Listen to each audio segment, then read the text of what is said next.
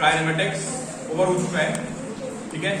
और हम लोग मूव करेंगे इस पार्ट में डायनेमिक्स, है ना। ये मैकेनिक्स पार्ट 2 हो गया, जिसको हम कह सकते हैं कि हम लोग पढ़ने वाले डायनेमिक्स। तो क्या किसी को डिफरेंस याद है? बहुत शुरुआत में आपको बताया था कि मैकेनिक्स में 2 ब्रांचेस हैं, वे हैव काइनेमेटिक्स एंड डायनेमिक्स, है ना। दोनों में मोशन के बारे में पढ़ते हैं, काइनेमेटिक्स में भी मोशन के बारे में पढ़ाई हुई है और डायनेमिक्स में भी मोशन के बारे में पढ़ेंगे। तो डिफरेंस क्या होता है? बहुत बढ़िया। काइनेटिक्स क्या है? Study of motion without going into cause, है ना। और डायनेमिक्स में किस में आते हैं?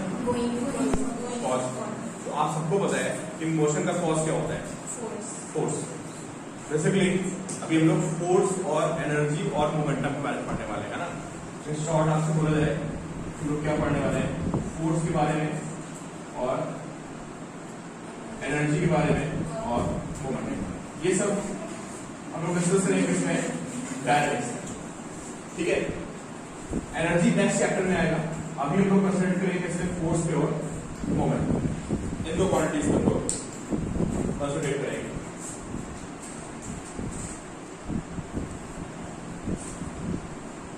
ये चैप्टर बहुत ही इतना इंपॉर्टेंट काइनेमेटिक्स है, एग्जैक्टली उतना इंपॉर्टेंट है डायनेमिक्स है, क्योंकि इसके बिना आपका कहीं भी काम नहीं चलने वाला। भाई फिजिक्स में होता है क्या? फिजिक्स में 2 पार्टिकल्स का इंटरेक्शन होता है most of the time. Physics में फोर्स के बारे में स्टडी करते हो, हर जगह पे फोर्स होता है, between electron proton, between earth and sun, हर चीज फोर्स पे है। इलेक्ट्रोमैग्नेटिक फोर्स, फ्रिक्शन फोर्स, सारे फोर्सेस होते हैं, ठीक है। तो सबसे पहले आप मुझे बताइए कि आपने 9th में फोर्स के बारे में क्या क्या पढ़ा हुआ था, क्योंकि आज का जो लेक्चर है वो प्योरली वही है जो आपने 9th में पढ़ा है, उसमें मैं नया नहीं बताने वाला हूँ। तो इनर्शिया के बारे में बात होगी, डायरेक्शन, मोशन, रेस्ट, जो एग्जांपल्स होते थे, है ना। चलो भाई, मुझे सबसे पहले बताइए कि जो न्यूटन्स लॉ ऑफ मोशन है ना, उसमें क्या क्या आपने पढ़ा?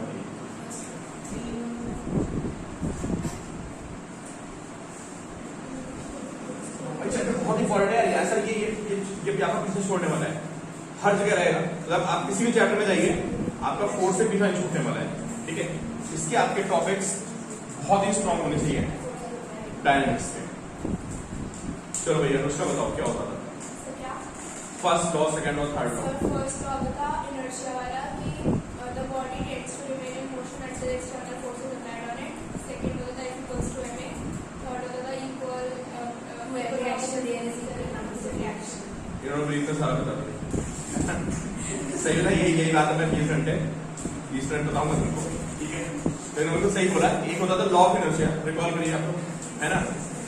और एक होता था second law, momentum in short aphis में, और थर्ड होता था एक्शन रिएक्शन, ठीक है। पूरा चैप्टर इसी पे बेस्ड है। देखिए आप सबसे पहले लिखिए फर्स्ट लॉ ऑफ मोशन।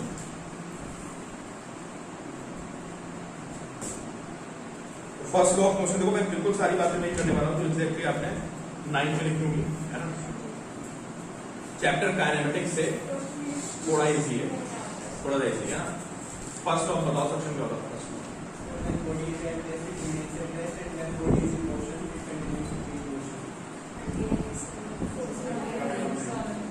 बिल्कुल सही बोला आपने।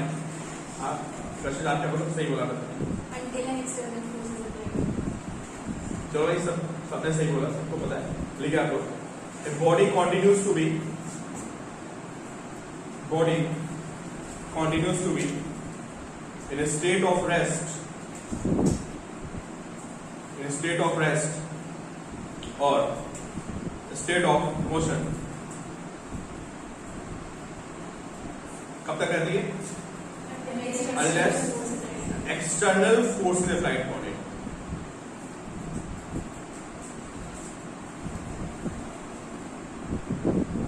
Continues to be in a state of rest or state of motion until unless an external force, external unbalanced, don't forget to add unbalanced, external unbalanced force is applied on it, ठीक है।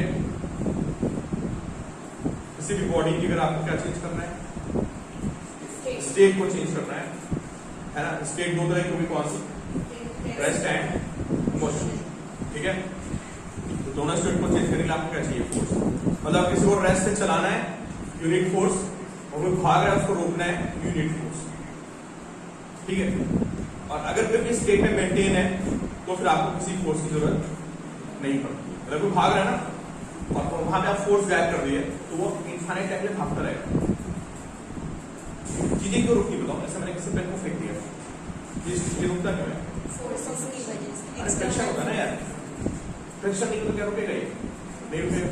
तो अगर कोई body motion में है तो उसको motion में रखने के लिए किसी फोर्स की जरूरत नहीं पड़ती है ना। अगर फ्रिक्शन गायब कर दिया जाए और मैं इस पेन को फेंक दूं और बीच में कोई ऑब्स्ट्रक्शन ना हो तो इनफाइनाइट डिस्टेंस और इनफाइनाइट टाइम में क्या करेगा?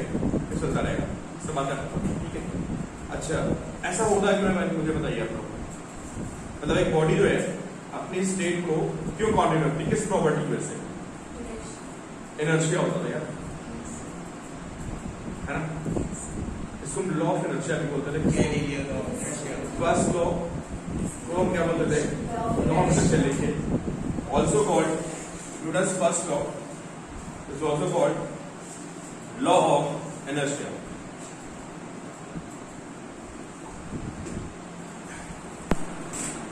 ठीक है। इनर्शिया रिकॉल करिए। इनर्शिया क्यों? मोशन कंटिन्यू, मतलब भाई जो बॉडी है ना अपनी मोशन को क्या करता है?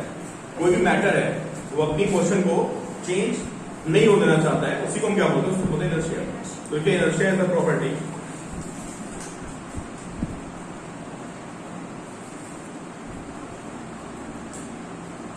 ड्यू टू विच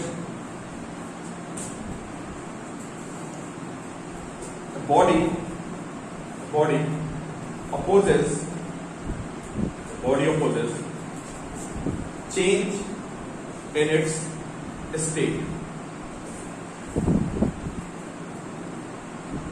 ठीक है। अब इनर्शिया को कोई फॉर्मूला नहीं होता, पता है? Inertia can not be measured. ठीक है, inertia can not be measured, opposes change in its state।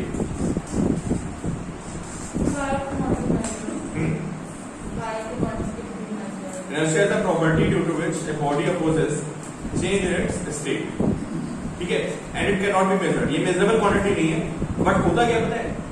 जिस बॉडी के पास जितना ज्यादा मास होता है ऐसा बोलते हैं कि उसका इनर्शिया उतना ही ज्यादा होगा। किसी को यूनिट नहीं होती है। ये यू कैन फील, जो भारी चीज है उसको रोकना और उसको चलाना आपके लिए क्या होता है? मुश्किल होता है। Inertia can not be measured but it depends on क्या? mass। heavier the body, heavier builds inertia। Note कर सकते हैं, inertia cannot be measured but it depends on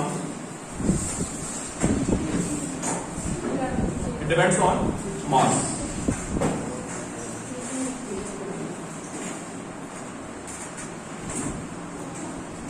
heavier the body, more will be inertia, है ना। Body जितनी heavy होगी उसका inertia उतना ही ज्यादा होगा, बट इसको मेजर नहीं कर सकते।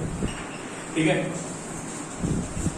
चलिए आप थोड़ा सा रिकॉल करिए, बताइए। तो मैंने बोला बेटा inertia can not be measured but it depends on मास। कोई बॉडी जितनी हैवी होगी उसका इनर्शिया उतना ही क्या होगा? ज्यादा होगा। मैं ये बोल रहा हूं, क्लियर? चलिए अब बातें करते हैं इनर्शिया की। मतलब आप सबको एग्जांपल याद होंगे, बताओ कौन कौन से टाइप?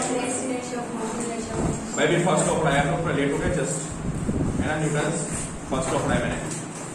भाई बताओ अंश, उसमें इनर्शिया कितने टाइप का होता था? ईशान बताओ। बहुत थ्री होते थे। ठीक है, कौन कौन से? Inertia of rest, inertia of motion and direction. चलो सबके एक एग्जांपल बताइए।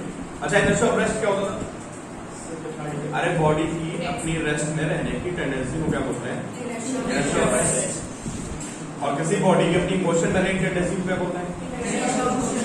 और डायरेक्शन ना चेंज करने को क्या बोलते हैं? ठीक है।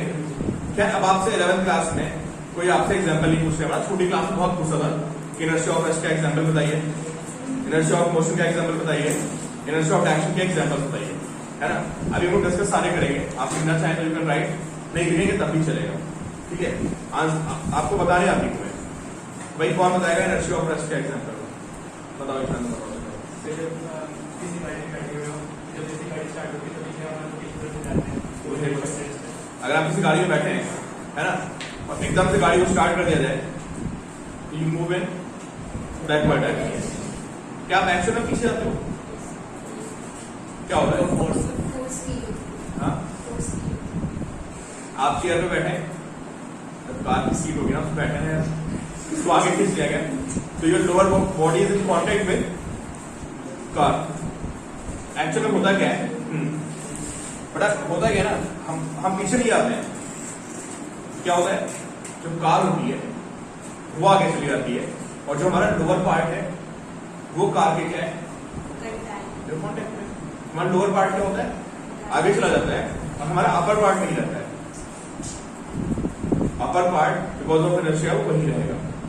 लोअर पार्ट क्या है, कार के कांटेक्ट में, वहां पे फोर्स लग रहा है, वो आगे चला गया, अपर पार्ट वही रह गया, तो हमको ऐसा लगता है कि कहां चले गए, पीछे चले। बट एक्चुअली क्या बोलना चाहिए, अपर बॉडी वही है, लोअर बॉडी क्या हो गई है, आगे चली गई। क्लियर? लिखने की जरूरत नहीं है सब, ठीक है। और बताइए एक एग्जाम्पल, कार में क्या होता है, हम रेस्ट में होते हैं और कार मोशन में शिफ्ट, यहाँ से ही कह रहा हूँ, विशाल को मुझसे बोलो। नहीं, अभी इनर्शिया ऑफ रेस्ट की बात चल रही है। वो आम गिर जाता है ना, अगर आप ट्री को क्या करो, या वो कुछ चादर गंदी सी है ना, उस पर आप कुछ फिट कर दो, तो क्या होता है, तो डस्ट पार्टिकल्स बाहर निकल जाते हैं। जब आप चादर को झाड़ते हो, डस्ट पार्टिकल्स को निकालते हो, तो आप उसको शेक करते हैं, ऐसे तो क्या होता है बताओ, डस्ट पार्टिकल्स ही रहते हैं, सिर्फ आपकी वो जो शीट होती है वो मूव करती है, तो डस्ट पार्टिकल बाहर निकल जाता है। बिकॉज ऑफ इनर्शिया उनको वहीं रहना है, और अगर आप किसी ट्री को शेक करते हैं तो लीव्स गिर जाते हैं। ठीक है, ये सब लिखने की जरूरत नहीं है आपको। ये हमारा होगा इनर्शिया ऑफ रेस्ट। और सिर्फ टाइप लिखे, टाइप्स ऑफ इनर्शिया में सबसे पहला एग्जांपल, बिल्कुल बिल्कुल इनर्शिया ऑफ रेस्ट, ठीक है। एग्जांपल्स के लिए यू कैन लीव स्पेस, आपको लिखना है, आपको लिखना 3-4 लाइन्स। टाइप्स में लिखिए सबसे पहले क्या, इनर्शिया ऑफ रेस्ट। क्लियर? कोई नहीं पूछता भी आपसे, आपको पता होना चाहिए। छोटी क्लासेस में हमारे एक इंपॉर्टेंट क्वेश्चन होता था, इसके एग्जांपल्स बताइए, क्या क्या इसके एग्जांपल्स होते हैं। Then we have inertia of motion. Anushka बताओ, इनर्शिया ऑफ मोशन क्या होता है? एग्जांपल बता दो कोई। तो बस वाला ना, कि बस स्टॉप हो गई तो क्या होता है, तो मैंने एकदम आगे चले गए। एक्चुअल में हुआ क्या, लोअर पार्ट बस के कांटेक्ट में है, बिल्कुल हाई इमरजेंसी ब्रेक है ना, तो लोअर पार्ट बस के कांटेक्ट में है, जब ब्रेक लगेगा तो आपका लोअर पार्ट बस के साथ रुक जाएगा, बिल्कुल, और हम आगे जाना कंटिन्यू रहता है, तो हमको ऐसा लगता है कि हम आगे चले गए, बट हम वहीं रहते हैं। सॉरी, हमारा अपर पार्ट मूव कर रहा होता है, पहले भी जा रहा था आगे, अभी भी आगे जा रहा है। डिफरेंस क्या है, सिर्फ लोअर पार्ट कार या बस के कांटेक्ट में होता है, तो वो रुक जाता है। चलो ये हो गया इनर्शिया ऑफ क्या, डायरेक्शन। एग्जांपल सीखना आपको, मोशन सॉरी, चलो डायरेक्शन का बताओ।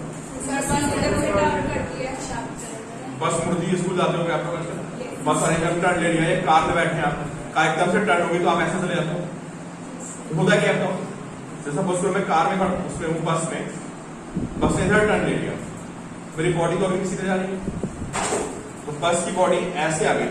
भाई अभी सेंट्रीफ्यूगल फोर्स की बात मत करो यार, भी आगे करेंगे, है ना, उस टाइम अभी रुक जाओ बेटा। सेंट्रीफ्यूगल फोर्स अभी आएगा, सूडो फोर्स होता है, ठीक है, क्लियर ना। तो आपकी बॉडी कहां जा रही है, अरे भाई आप स्ट्रेट जा रहे हो, वो बस मुड़ गई है ऐसे, आप जाके इसमें ऐसे लड़ जाते हो, तो आपको लगता है कि आप मुड़ गए, बट आप अभी सीधे जा रहे हैं। जो बस की बॉडी ऐसे थी वो ऐसे आ गई आपके सामने, आपकी डायरेक्शन चेंज नहीं, फिर आप लड़ोगे, फिर आप लड़ जाओगे। क्लियर? ठीक है, तो इनर्शिया ऑफ रेस्ट हो गया, मोशन हो गया और डायरेक्शन हो गया, ऐसा आपको ध्यान, ठीक है। अब सुनो बेटा, आपको पता है 3 लॉ होते हैं, है ना। पहले लॉ ने पता क्या बताया, फोर्स को इंट्रोड्यूस किया। अब ये क्वेश्चन कॉम्बिनेशन बन जाता है, कॉन्सेप्चुअल क्वेश्चन पूछ लेता है कि फर्स्ट लॉ की इंपॉर्टेंस क्या है। तो फर्स्ट लॉ क्या करता है, फोर्स को बताता है कि फोर्स है क्या है force. It is the external effect required to क्या change state of the body. किसी को रोकती बॉडी को चलाना है ना, और चलती बॉडी को रोकना है तो नीड क्या तो वो जो आपको इफेक्ट देना होता है that effect is called force. इसको आप ब्रैकेट में से लिखिए, दिस इज इंपॉर्टेंट पॉइंट। आपको पूछ भी सकता है कि भाई इसकी इंपॉर्टेंस क्या है। फर्स्ट लॉ इंट्रोड्यूसेस फोर्स, ये फोर्स को इंट्रोड्यूस करता है, बताता है फोर्स है क्या, है ना। तो क्या है भाई फोर्स, समझ गया ना।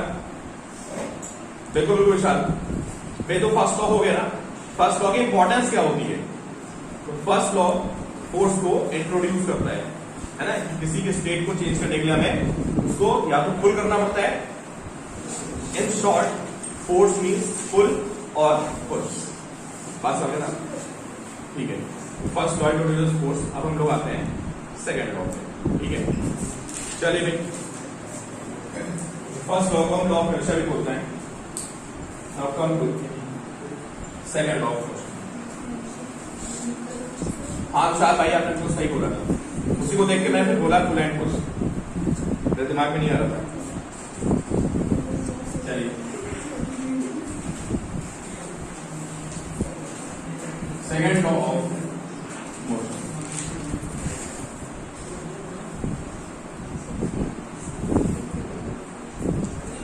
छोटी क्लासेस में आप लोग मोमेंटम भी तो पढ़ा होगा। Product of mass and velocity is called momentum. Motion contain in the body, है ना। किसी का मोमेंटम जितना ज्यादा उसके अंदर उतनी ज्यादा मोशन होती है, मतलब उसको रोकना है चलाना तो क्या होता है मुश्किल होता है ना। चलो भाई सेकंड लॉ कौन बताएगा, इसको भी आधा पूरा यार।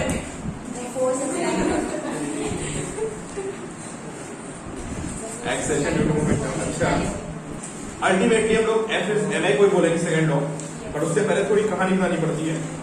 तो कहानी कौन बताएगा भाई। अच्छा, एक्सेलेरेशन ड्यू टू मोमेंटम। बताओ ईशान, कुछ याद आ रहा है, किसी को नहीं याद आ रहा है तो क्या हम सीधे एफ इज एम आई पढ़ते थे। नहीं मैं पूछ रहा हूँ, नहीं मैं सरकास्टिक नहीं हो रहा हूँ, just asking. Sir derivation Anushka ने बोला कि एफ इज एम ए होता था, तो मैं पूछ रहा था क्या एक्चुअल में एफ इज एम ए नहीं पढ़ता था छोटी क्लास में। नो सर,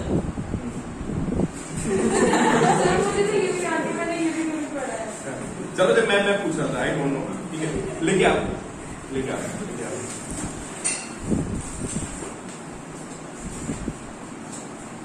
तो अब ये होता क्या है, जब ये फोर्स को ना मोमेंटम से रिलेट करते हैं, तो बॉडी का मोमेंटम होता है ना, उससे फोर्स को रिलेट करते हैं। तभी मैंने आपसे पूछा कि आप छोटी क्लास में मोमेंटम के बारे में पढ़ा है ना, मैं आपको इतना बता दूं कि व्हाट इज मोमेंटम। हो सकता है सबसे भूल गए। मोमेंटम क्या होता है, product of mass and velocity. किसकी इंफॉर्मेशन देता है, इंफॉर्मेशन देता है motion content in the body. Motion से क्या मतलब होता है, मतलब सीधी सी बात ये है, जिस बॉडी का मास एंड वेलोसिटी इतना ज्यादा होगा प्रोडक्ट, है ना, उसको रोकना आपके उतना ही क्या होगा, मुश्किल होगा, है ना। Not only depends on mass but velocity also, दोनों पे डिपेंड करता है बेटा। किसी बॉडी का मास वेलोसिटी का प्रोडक्ट इतना ज्यादा होगा, है ना, उसको रोकना या उसको वो वेलोसिटी देना आपके उतना ही मुश्किल होगा। बिल्कुल सही। लिखिए आप, सेकंड लॉ क्या होता है, ठीक है। Rate of change of momentum, rate of change of momentum, rate of change of momentum of a body, rate of change of momentum of the body is equal to applied force on it.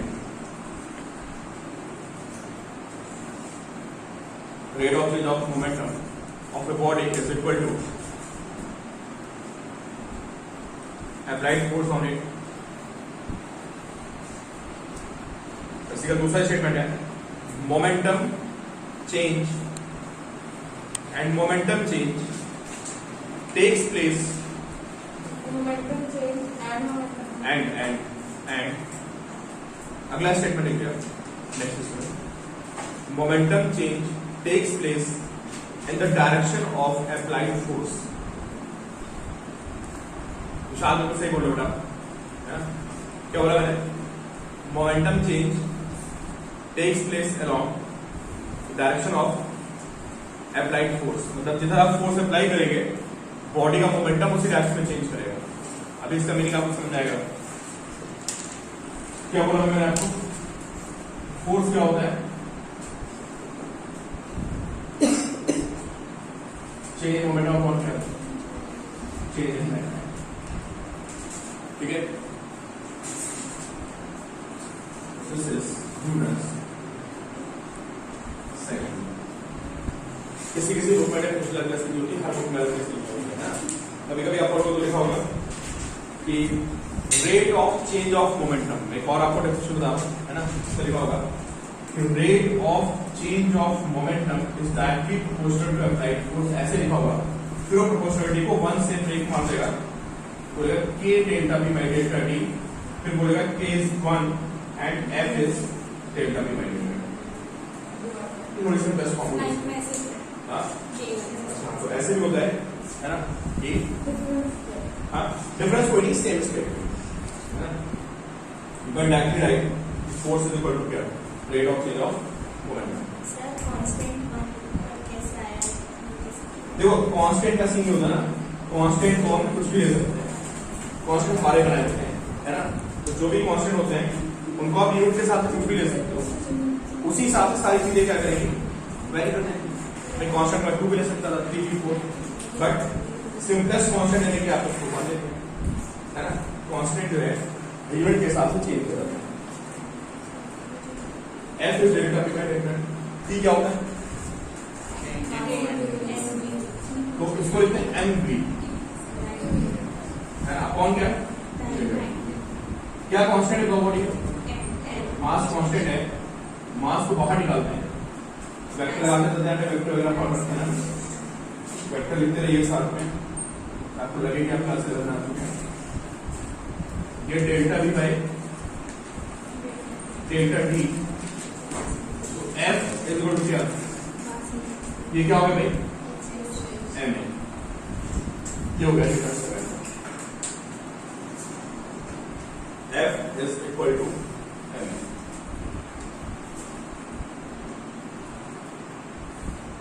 अब second हो गया sir, इसने force को quantitatively measurement करके बताया कि force होता है क्या है। फर्स्ट उन्होंने क्या किया? उसको इंट्रोड्यूस किया कि फोर्स क्या होता है। किसी बॉडी की स्टेट को चेंज करने के लिए जो हमें फुल एंड फोर्स देना पड़ता है ना, उसको हम क्या बोलते हैं? That is force. Second law ने उसको बताया कि भाई होता कितना है? Mass into acceleration. हमने तो लिखा है सेकंड लॉ की इंपॉर्टेंस क्या है? Second law measures force, it measures force quantitatively, it measures force quantitatively, दस की क्वांटिटी बताता है कितना है।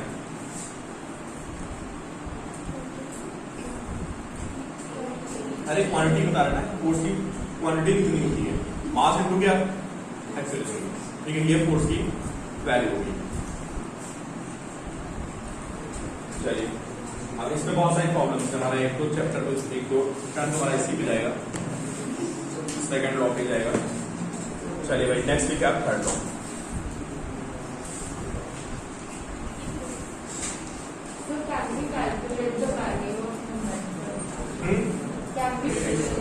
बिल्कुल बिल्कुल, लेकिन for every action there is an equal and opposite reaction. And what do we mean action and reaction? Forces. For every action, there is an equal and opposite reaction. और जो रिएक्शन में हमें होता है थर्ड नॉट ओनली फोर्सेस कहीं भी, है ना?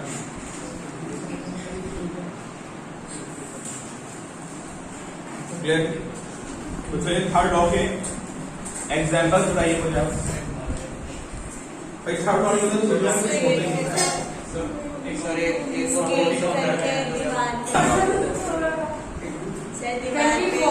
हमारा एक पैर पे नीचे से फ्रिक्शन लगता है। सर जब फोर्स सर ब्रीदिंग भी हो सकता है।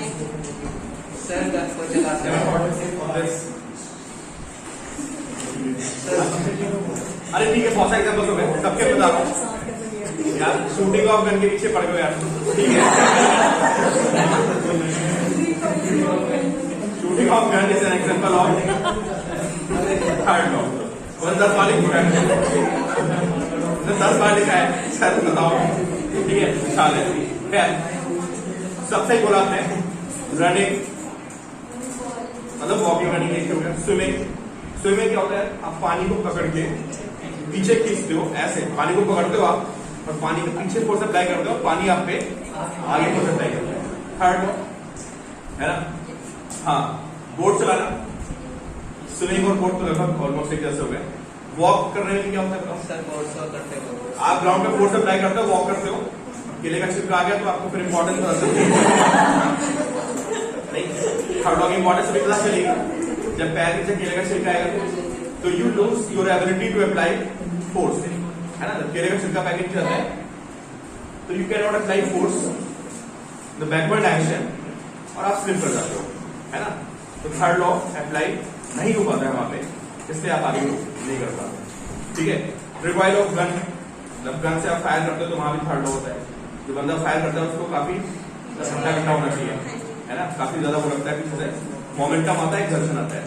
ये हमारे एग्जाम्पल हुए इसके थर्ड लॉ, ठीक है। थर्ड लॉ ये बताता है कि कोई फोर्स अकेला नहीं होता है। पर टेक्निकल टर्म में बात करें ना तो ठीक है, every action has an equal and opposite reaction. Technical term में बात ये है, a single force does not exist, forces always exist in क्या, पेयर। लिख लीजिए आप, ऐसे लिखिए। Third law tells us about nature of force. It tells us about nature of the force. Force का नेचर क्या है, ठीक है। Single force can not exist, forces हमेशा पेयर में होती है। अभी अकेला फोर्स नहीं है कि एक बॉडी दूसरे पे अप्लाई कर रहा है और दूसरा बॉडी पहले पे अप्लाई नहीं कर रहा है, इसका कहीं वायलेशन मिल ही नहीं सकता। तो ठीक है, single force does not exist, single force does not exist और forces exist only in pair. भाई प्रोटॉन इलेक्ट्रॉन को छोड़ दो, एक दूसरे को क्या करेंगे, अट्रैक्ट करेंगे, दोनों अट्रैक्ट होंगे। प्रोटॉन प्रोटॉन को छोड़ दो, रिपेल करेंगे, है ना। दो मैग्नेट्स को पास रख लो, मैग्नेट्स के नॉर्थ साउथ पोल को पास लाओ, अट्रैक्ट करेंगे, नॉर्थ नॉर्थ को पास लाइए, रिपेल करेंगे, है ना। सिंगल फोर्स एग्जिस्ट नहीं करता। एक फोर्स को एक्शन बोलते हैं तो दूसरे को क्या बोलते हैं, जैसे अर्थ पे सन का फोर्स लग रहा है ना, सन पे भी क्या हो रहा है, अर्थ का फोर्स लग रहा है, समझ गए। इन शॉर्ट फर्स्ट लॉ ने फोर्स को क्या किया, इंट्रोड्यूस किया, बताया किसने, फर्स्ट लॉ ने। सेकंड लॉ ने बताया कि इसको मेजर करके होता क्या है। स्लैपिंग समवन हायर, बिल्कुल यार यहाँ भी थर्ड लॉ लगेगा, कई बार ले सकता है और थर्ड लॉ ने क्या बताया, इसका नेचर बताया। समझ आ गए। फर्स्ट लॉ ने फोर्स को इंट्रोड्यूस किया कि भाई स्टेट चेंज के लिए नीड फोर्स। सेकंड लॉ ने बताया कि rate of change of momentum is equal to force, measure किया। और थर्ड लॉ ने बताया कि it can not exist, single force can not exist, ठीक है। इतनी मोर और लेस कहानी है। अब इसके बाद कोई डायग्राम प्रॉब्लम ही चलेगी सारी, जैसे काइनेटिक्स चल रहा था वही चलेगा। तो आप बहुत थ्योरी मत एक्सपेक्ट करना कि यहाँ पे बहुत थ्योरी चलेगी, जितनी थ्योरी थी ब्लैटन, बीच बीच में छोटे मोटे पॉइंट्स आएंगे। अब सीधे आते हैं इनके एप्लीकेशन, ठीक है। तो लिखिए आप सबसे पहले, हाँ हाँ, और जिस मूवमेंट को रोटेट करना बंद करें एयर में हो तो इफेक्ट पता चलेगा उसका।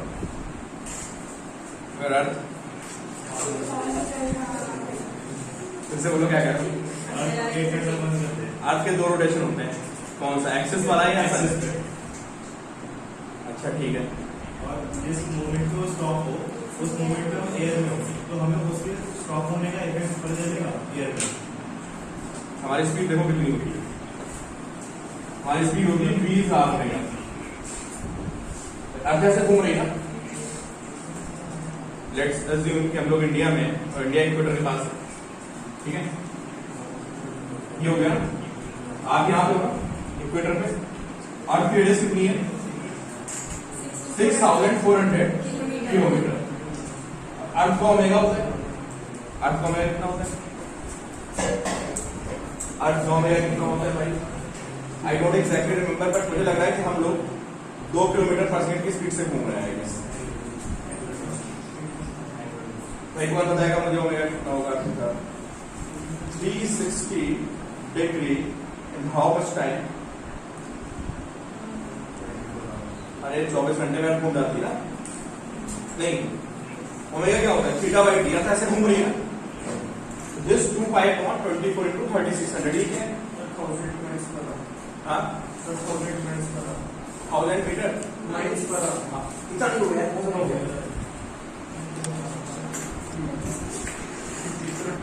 तो बच्चा मुझे कैलकुलेट करके बताए कि वैल्यू कितनी आएगी। 2 0 यहाँ से गए, 2 0 यहाँ से गए, है ना? ये 64 128 into 3.14 into 24 into 36 and 30। तो ये कितना रहा? 12,500 upon 25।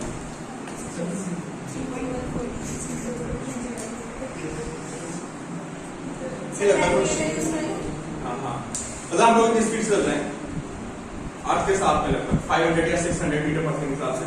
अगर अर्थ बंद हो जाएगा, स्टॉप, अर्थ ने घूमना बंद कर दिया, आपके पास तो वही स्पीड है, तो आप अर्थ के ऊपर कितनी स्पीड से चलने लगोगे? कितनी स्पीड से? लगभग 1 किलोमीटर पर सेकंड की स्पीड।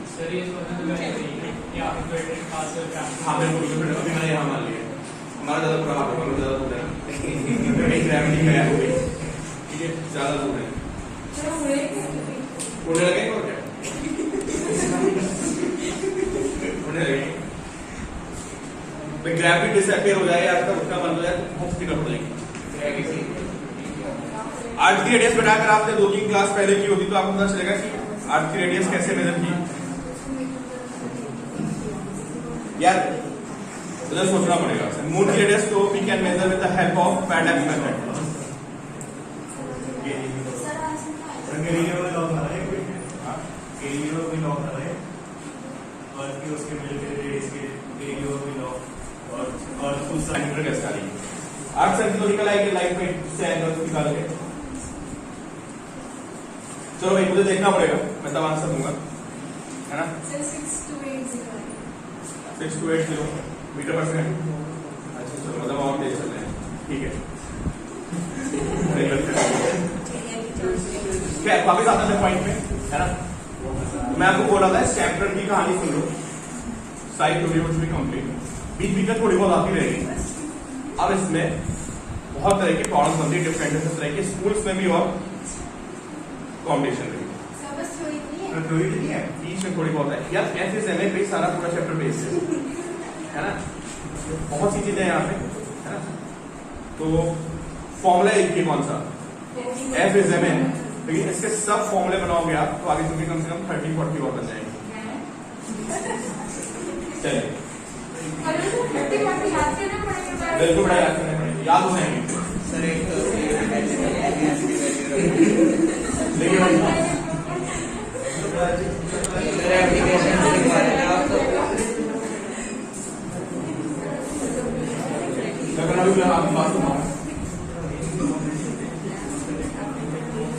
चलिए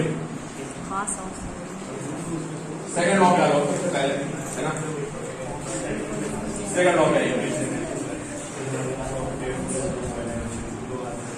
Newton second law.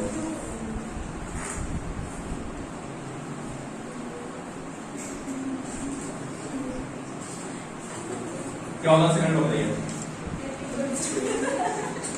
Momentum change. अब आप बोलेंगे F is delta P by delta, ठीक है? तो जहां भी आपने मोमेंटम चेंज किया किसी भी बॉडी का, आपको क्या अप्लाई करना पड़ता है? फोर्स। क्रिकेट खेल रहे हैं, आपने बैट से हिट किया तो आपने फोर्स अप्लाई किया। फुटबॉल वाली सामने से आपने किक मार दी, ये आपको क्वेश्चन मिलने वाले हैं। फुटबॉल इतनी वेलोसिटी से आ रही थी, आपने उसको किक मारा, बताओ कितना फोर्स अप्लाई किया? एक बॉल आ रही थी, बैट पे हिट की, हिट करके रिबाउंड हो गई, तो बताओ आपने उसमें कितना फोर्स अप्लाई किया? ठीक है, पहले सबसे बेसिक सी प्रॉब्लम देखते हैं। बहुत सारे कॉन्सेप्ट आएंगे। पहला कॉन्सेप्ट ये हो गया, ये आपके पास है बॉल बनाइएगा, ठीक है। सर ये कॉन्सेप्ट है, प्राइस सब कॉन्सेप्ट नहीं बहुत सारे, मतलब जिस तरह की प्रॉब्लम आपको मिलने वाली है वो कॉन्सेप्ट बता रहा हूं।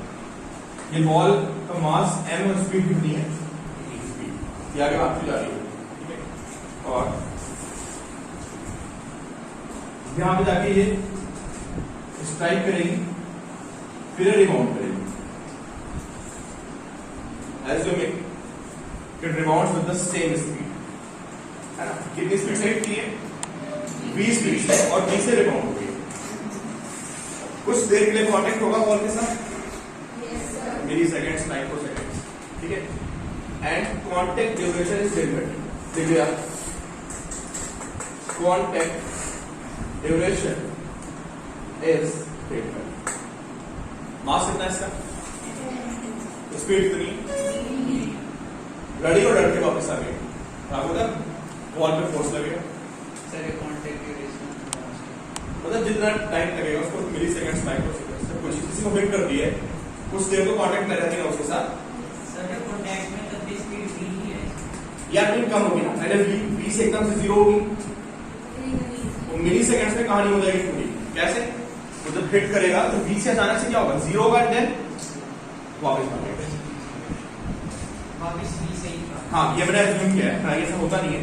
जब भी कोई नेट स्ट्राइक करता है तो there is some loss of energy, जो कि हम आगे पढ़ेंगे कोलिजन में। अभी हम मान के चल रहे हैं it rebounds with the same speed, ठीक है। बहुत छोटा सा कॉन्सेप्ट है। कौन बच्चा मुझे बताएगा, what is force applied by the ball on the ball. Force applied by the ball on the ball. Sir mv Ayan mv by, अच्छा mv बोल रहा है,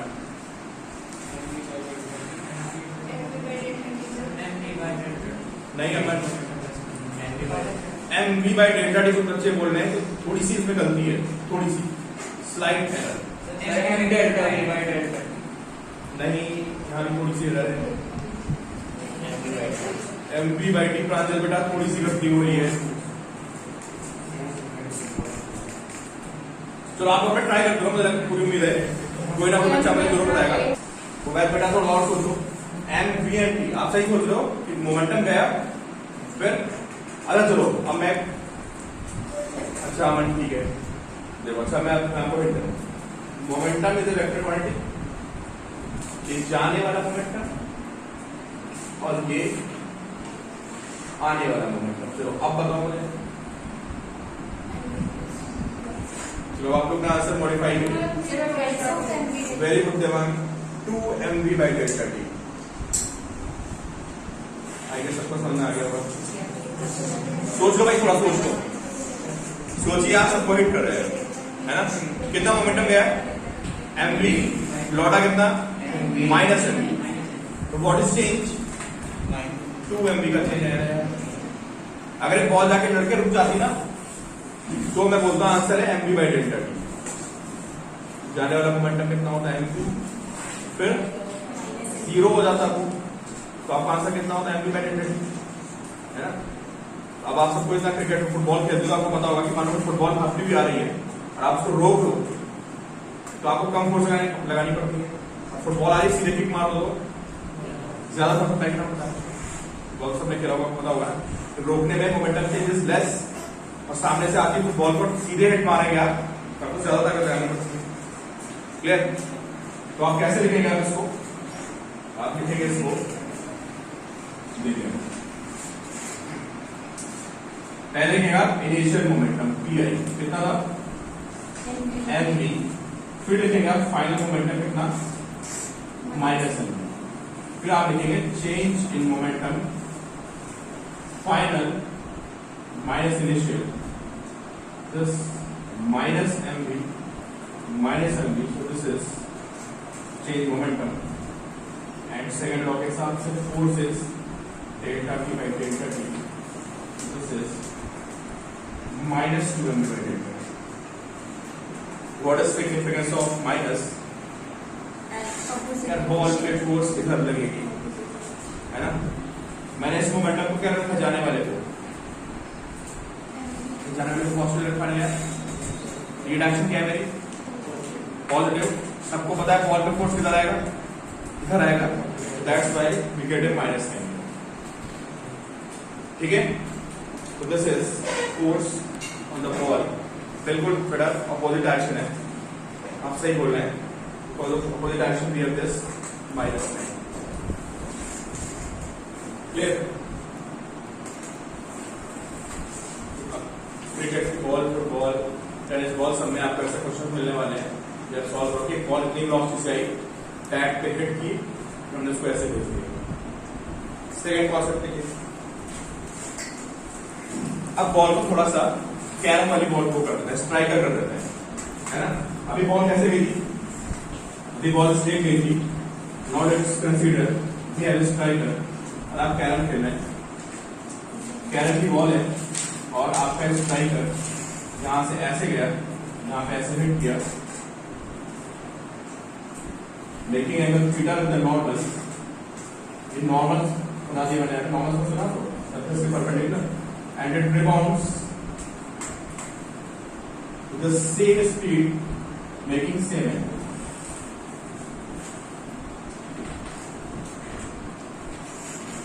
बॉल की स्पीड कितनी है? स्पीड कितने एंगल पे स्ट्राइक की? Theta from the normal and rebound same angle पे।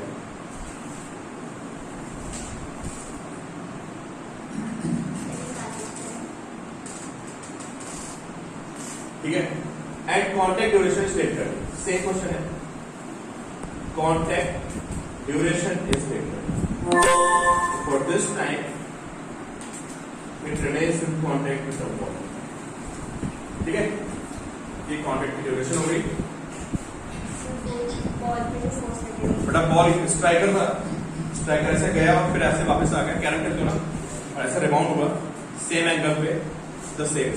हालांकि ऐसा नहीं होता, मैं फिर बोल रहा हूँ, अभी हम लोग अगले चैप्टर पढ़ेंगे कि एंगल भी कम हो जाता है और स्पीड भी कम हो जाती है, सब कुछ कम हो जाता है। बट अभी सब आइडियल बातें कर रहे हैं, बिल्कुल कोई ये नहीं पूछेगा सर एंगल क्या सेम रहेगा या स्पीड चेंज करेगी, दोनों चेंज करेंगे, नो डाउट। बट अभी मैं उसको आइडियल मान के चलेंगे। यार आप देखते रहो और आंसर दे सकते हो, जिनमें थोड़ा vectors correct have some idea, है ना? आप देखते रहो, आंसर दे देंगे आप ऐसे। Cynthia mv cos theta by 830, Gauri ने बोला mv by 830। Calculate force applied on the striker bye the ball, या वाइस वर्सा, कुछ भी बोल दो यार, दोनों बराबर होंगे यार, ओनली डिफरेंस इसका वो डायरेक्शन। थर्ड लॉ में रखा है जितना बॉल स्क्वायर नहीं निशानी बेटा, उबैद बेटा, हाँ उबैद आपका आंसर बिल्कुल सही है, अनुष्का आपका आंसर भी सही होगा। सारे बच्चों ने 3-4 बच्चों ने एकदम से आंसर दिए 2mv cos theta by delta t। हाँ माइनस आएगा। चलो बाकी बच्चे सोचिए, मुझे लगता है सारे सोच सकते हैं। 2mv cos theta by delta t, Sawai बात समझ में? चलो बताता हूँ, देखिए this momentum is mv, this angle theta, ये कितना होगा? थीटा। तो ये मोमेंटम कितना हो गया भाई? लिखना नहीं दिया, पहले समझ लीजिए। आप कभी कभी लिखते हो ना, है ना, आप लोग लिखते हो तो आपको कभी कभी समझ नहीं पाते, तो प्लीज डोंट राइट। तो आप लिखिए, नोट्स आपको मिल जाएंगे। दिस mv cos theta, तो समझते रहिए, लिखिए नहीं, ठीक है? एंड दिस समझे? फिर बॉल डालने के बाद क्या होगी? वापस आएगी, तो ये mv हो गया, दिस एंगल थीटा, तो ये एंगल कितना होगा? थीटा। तो this will be mv and this will be mv। अब बताओ मोमेंटम चेंज कितना होगा भाई? एक्स में कितना था पहले? mv sin कितना था एक्स में? अगर मैं इसको एक्स डैश ले रहा हूं, अभी भी इतना एक्स है, कुछ चेंज y में कितना था ऊपर और अब जब कुछ 2% नीचे आती तो ऐड कर देते तो कुछ ऐसा पड़ सकता है। तो सोचना नहीं है, तो दिमाग बैठा होना चाहिए कि कोई ऐसे से अचानक ऐसे हो गया तो इधर पॉजिटिव था फिर इधर नेगेटिव हो गया। जब कुछ पॉजिटिव से नेगेटिव होती तो वो ऐड कर देते हैं। भाई कोई चीज -5 से 15 हो गई, चेंज 20 का है ना, या कोई 10 से -5 हो गई, तो चलो इसको लिखते हैं थोड़ा सा सिस्टमैटिक में, है ना। देखो भाई सपोज कोई आपसे कोई स्कूल में ऐसा पूछता है ना, तो आपको एक्सप्लेन करना पड़ेगा। कॉम्बिनेशन तो याद रखना क्या, जाने वाला मोमेंटम mv cos थीटा, आने वाला चेंज कितना हो गया 2mv cos थीटा, and there is no change around this time. समझे? सीधे आप बोल सकते हो। और अब आपको नोट्स में अगर स्कूल में लिखना है तो आप इसको ऐसा लिखेंगे, नहीं कोई सारे। तो मुझे बताएगा कि how to write this momentum in vector form. अच्छा, ये x एक्सिस हो गई, जो सारे बच्चे देखेंगे। ये कौन सी एक्सिस है? x। ये कौन सी है भाई? देखिए, तो मुझे कौन बताएगा कि इनिशियल मोमेंटम क्या होगा? mv sin theta i cap और plus mv cos theta j cap. ये इनिशियल देख सकते हैं ना ऐसे। थोड़ा फाइन को कैलकुलेट करता हूं। ये अभी x की तरफ है ना, अरे ये भी x की तरफ है कितना? mv sin साथ में क्या करेंगे? i क्या करेंगे? और mv cos थीटा इस बार क्या हो गया? नीचे आ गया। तो क्या यूज करना है हमें? माइनस j कैप, तो प्लस mv cos थीटा एंड माइनस j कैप। भाई स्कूल में लिखा था पंगा है, कॉम्बिनेशन में याद है ये mv cos थीटा है और आया mv cos थीटा था, ठीक है। इसको तो प्रॉब्लम उसमें करना पड़ेगा। क्या लिखेगा फाइनल? pf minus pi। देखिए आप pf माइनस pi करिए, बताइए क्या है।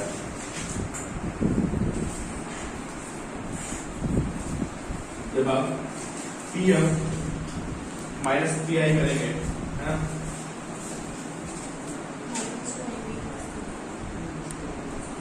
क्या मिलेगा आपको? बताइए यार mv sin i कैसे जाएगा? क्या जाएगा? जब ऐसा ये आ जाएगा माइनस क्या? -2mv cos theta.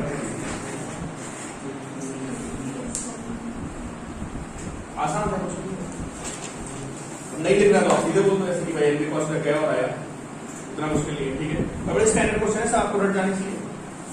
आप ये मत सोचना कि बस क्वेश्चन करो, ये कॉन्सेप्ट अभी हर जगह पे बराबर यूज होने वाले हैं, है ना। तो आप थोड़ा समझते रहिए, ना कि आपको दिक्कत आएगी। ये मत सोचना कि आप क्वेश्चन कर रहे हैं, सर क्वेश्चन कर रहे हैं, सवाल बिल्कुल दिमाग में फिक्स होकर देखिए। चेंज आ गया मोमेंटम में। सेकंड लॉ लगा देते हैं। सेकंड लॉ बताएगा फोर्स क्या होता है, delta v by delta t, this is -2mv cos theta by delta t into g। इस पे फोर्स आया बॉल पे, बॉल की बात चल रही थी ना, और माइनस j क्या बता रहा है? फिर बॉल पे किधर फोर्स आएगा? डाउनवर्ड जाएगा। बॉल ऐसे जाके लड़ेगी, सबको पता है, तो बॉल पे किधर फोर्स लगेगा? और स्ट्राइकर अगर बॉल की बात करता तो ऊपर लगता है फोर्स। अब ये सब तो फील कर सकते हो, माइनस का चक्कर है ना। ये माइनस लेके अब ये बता रहा है कि बॉल पे फोर्स किधर आया है? Downward direction. तो पता ही आपको कुछ ऐसे लड़ेगी तो फोर्स किधर लगेगा, और इसका अपोजिट फोर्स बॉल पे न्यूटन थर्ड लॉ के अकॉर्डिंग उसमें क्या करते हैं? इसको प्लस करते हैं, ठीक है।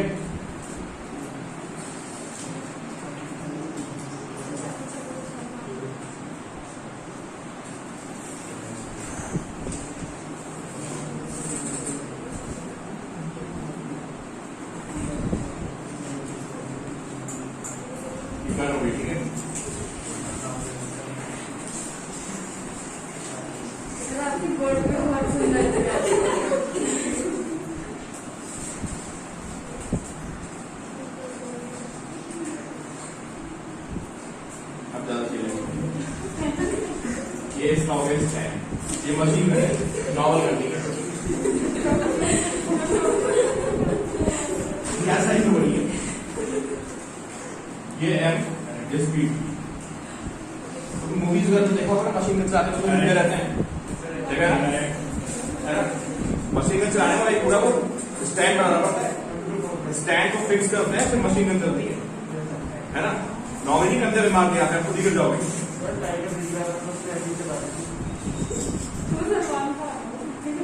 टाइगर जिंदा है ना? उसका नहीं मानता है कि उसने न्यूटन थर्ड लॉ को फेल कर दिया। तो ऐसे एक बैरल लेके आता है और सिर्फ 5-6 रॉकेट ऐसे निकलते हैं, अब ऐसे खड़ा रहता है ना? अब सोचो का एक 6 रॉकेट निकलेंगे तो बंदा उड़ जाएगा। चलिए, तो सारे बच्चों को एक बार आंसर देंगे, ठीक है? बुलेट का मास कितना है? ऐसे आंसर देना आपको, सॉल्व और नहीं करना है, ठीक है? और एक 47 ले लेते हैं, चलो मशीन में लेते हैं, and it fires 100 bullets per second, ज्यादा हो गया, 100 bullets per minute, ठीक है? 100 बुलेट्स पर मिनट, एक मिनट में 100 बुलेट्स निकल रही है ना? और एक बुलेट का मास कितना है? m और स्पीड भी है। जब बुलेट निकलेगी तो यार उसको धक्का मार के जाएगी, किसको? गन को। क्यों? जब बुलेट निकलेगी तो गन को क्या करेगी? धक्का मारेगी, है ना? तो जो बंदा उसको होल्ड किया है, जिसके पास स्टैंड है, उसको फोर्स देना पड़ेगा, है ना? देखिए, calculate force applied by the bullets, calculate force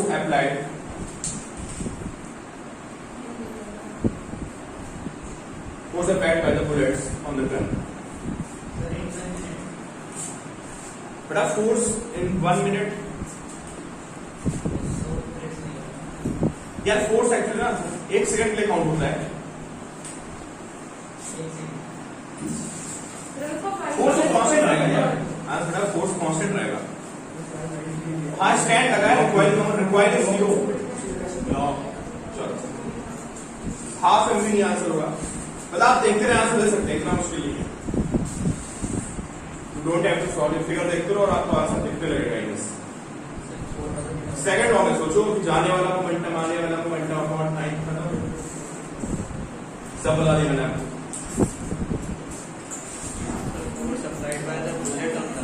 कुछ भी बता दो यार, दे आर इक्वल। आप बुलेट का, अमन बेटा आप फॉर्मूला मत बताओ, आप वैल्यूज पुट करो, आप आंसर दे सकते हो। सिंधिया बेटा आपका आंसर बिल्कुल सही है, गुड, बिल्कुल सही आंसर आपका। हाँ,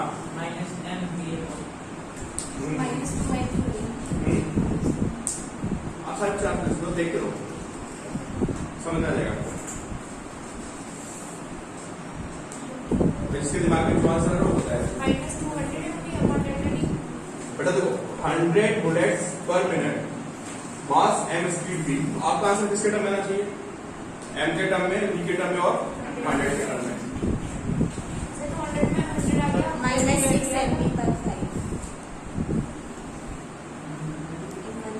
हाँ, ये सिंधिया बेटा आप आंसर सही करवाओ, 5/6 बोल दिया था, it will be 6 by 5। Ayaan 5mv/k। दूसरा बेटा आपका आंसर थोड़ा सा गड़बड़ लग रहा है, बताओ कुछ ब्लाइंडली तो आपको समझ आंसर दे। अरे कोई सही आंसर की एक्सपेक्टेशन नहीं है भाई, इतना कॉन्शियस होकर मत सोचो, जो समझ आ रहा है वो बोलो, उसका सीधा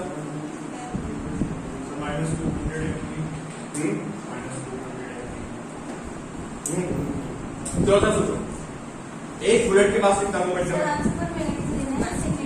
बेटा फोर्स क्या होता है? चेंज इन मोमेंटम पर सेकंड। अच्छा एक बात बताओ, एक बुलेट का मोमेंटम कितना है? चलो भाई सारे बच्चे अपने सेट में, आप बात लिखिएगा प्लीज। एक बुलेट का मोमेंटम कितना है? 100 बुलेट्स का मोमेंटम।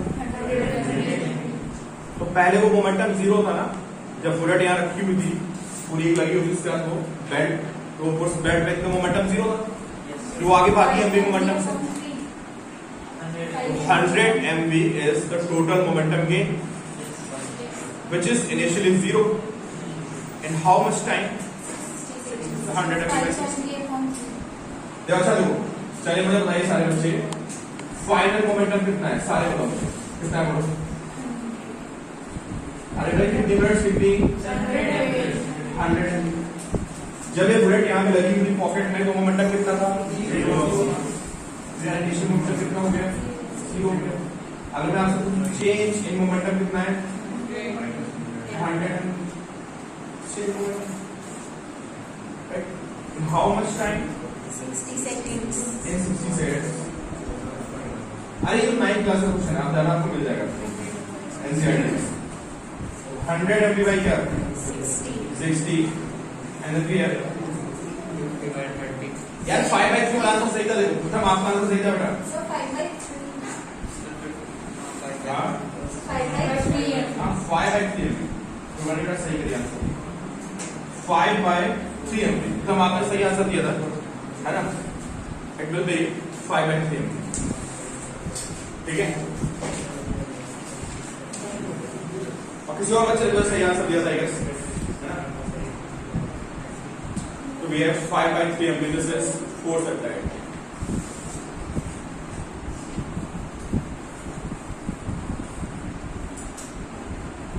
एक लास्ट क्वेश्चन है, how much time is it, 5 minutes.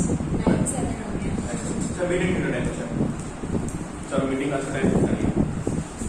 एक क्वेश्चन है, अब देखो ये क्वेश्चन 3 आया है, 5 मिनट्स टाइम है, 5 मिनट में आप लोग डिस्कस भी करोगे इसको।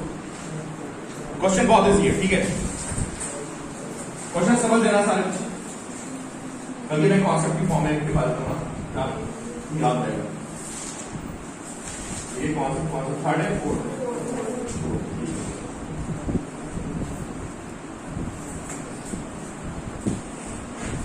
The plate of mass n, एक प्लेट इसका मास कितना है, प्लेट डिस्क टाइप की कुछ डिस्क ले लिया, डिस्क है, इसका मास कितना है, ठीक है। और आपके पास एक गन है और गन से आप रबर की बुलेट्स फायर कर रहे हो, रबर बुलेट्स होगी, ठीक है। बुलेट्स आपने यहाँ से फायर की, बुलेट जाके यहाँ पे हिट मारी, what is speed, with v speed, hit की bullet and then it rebounds with the same speed. Hit करने के बाद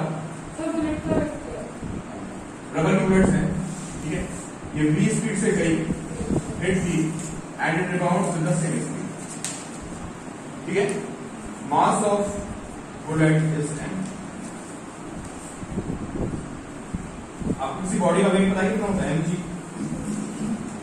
तो पता है ना आपको, किसी बॉडी का जो वेट होता है दैट इज mg, और वेट होता है क्या जैसे फोर्स, किसका फोर्स, अर्थ का फोर्स है, किसी बॉडी पे जो अर्थ का फोर्स होता है उसकी तो वेट होता है, ठीक है। बहुत ही इंटरेस्टिंग सी प्रॉब्लम है। तो इस डिस्क का मास बेसिकली कितना है, मैं आपको बस बता दूं, मास नहीं, वेट ऑफ डिस्क कितना होगा। अरे कैपिटल एम हो जाएगा ना यार, नहीं, दिस इज वेट ऑफ, ठीक है। आपको नीचे बुलेट्स फायर करनी है और उसको हवा में रोक देना है। इतनी बुलेट्स फायर करो कि ये प्लेट यहीं पे रुकी रहे। देखिए how many bullets must be fired, how many bullets must be fired to hold the disc। विशाल बेटा आपका आंसर सही है, थोड़ा सा गलत। how many bullets must be fired to hold the disc at rest। mg upon m2 small mv। किसे बोलना, mg upon n दो एम है, स्मॉल एम capital M हाँ v हाँ upon हाँ, n number of bullets। वही तो निकालनी है। वही तो n को काल करेंगे तो हाँ 2 into small m into v। देखो आप सही बोल रहे हो, बट थोड़ा सा गलत निकल रहा है। चलो बताओ, आराम से रोना, कोई जल्दबाजी नहीं भाई। अब बेटा सबको आंसर देना है, गलत सही जो भी, मतलब कोई आपका टेस्ट नहीं चला कि आपको सही आंसर देना है, ट्राई करते रहो।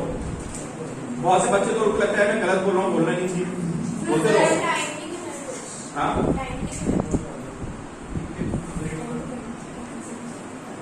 टाइम नहीं है मैंने, how many bullets must be fired per second, बोला ना मैंने, how many bullets must be fired per second to hold the disc at rest. तो बुलेट जाएगी, फोर्स लगाएगी, ऐसे बुलेट्स फायर करते रहो और बुलेट्स का फोर्स लगता रहेगा उसके ऊपर, और हवा में क्या होगी, हवा में रुक जाएगी।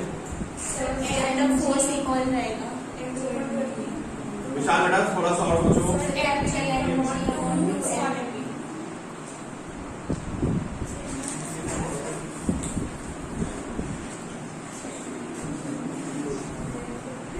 दिमाग बेटा थोड़ा सा और करेक्ट करो उसको।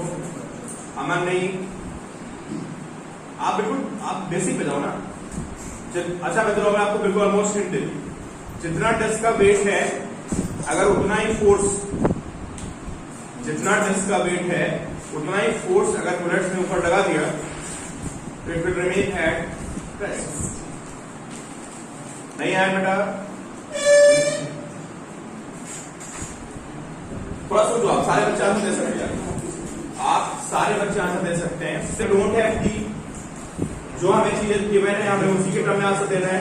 क्या गिवन है, only B is given, only M is given and mass of the bullet is given. So answer should be in terms of M, M, B and G only, right. Sir bullet का momentum तो -2 mv हो जाएगा, bullet का momentum change 2 mv हो जाएगा, जो bullet MV से लड़ी और एमवी से वापस आ गई, एमजी अपॉन 2 mv, बिल्कुल सही, ठीक है। अमन अब सही बोल रहा है, ठीक है अमन। अयान बेटा नहीं, अच्छा चलो टाइम ओवर हो गया, मैं बता देता हूँ। अब देखिए, अच्छा एक बताइए भाई, सारे बच्चे मुझे बताएं please, what is change in momentum of the bullet? -2 mv। -2 mv, clear है ना? किसमें चेंज है? एक बुलेट का, एक बुलेट का चेंज है कितना है? 2 mv। If n bullets are fired, अगर मैंने यहाँ पे n बुलेट्स को स्ट्राइक कर दिया विद इन 1 सेकेंड, तो आप बताइए what will be total change in momentum? -2 mv है, भाई सारे बच्चे बोले यार, एक बुलेट में कितना चेंज था? 2 mv का था, तो -2 m हुआ, और ये जो फोर्स है it must be equal to what? Weight of the disc mg equal to, जब फोर्स बराबर कर रहे हैं तो लीव दिस माइनस साइन, है ना। तो finally this 2m v into n, यानी कि फोर्स हो गया ना। शायद किसी को प्रॉब्लम हो तो मैं बता दूं, जो 1 सेकंड में मोमेंटम चेंज होता है उसी को तो फोर्स बोलते हैं, तो क्लियर है ना। F is delta p by delta t, तो जो 1 सेकंड में मोमेंटम चेंज होता है उसको बोलते हैं फोर्स। तो 1 सेकंड में n बुलेट्स गई, कितने मोमेंटम से? mv से गई और mv से वापस आई, चेंज 2 mv। और 1 सेकंड में कितनी बुलेट्स फायर किया आपने? n। 1 सेकंड में कितना चेंज आया?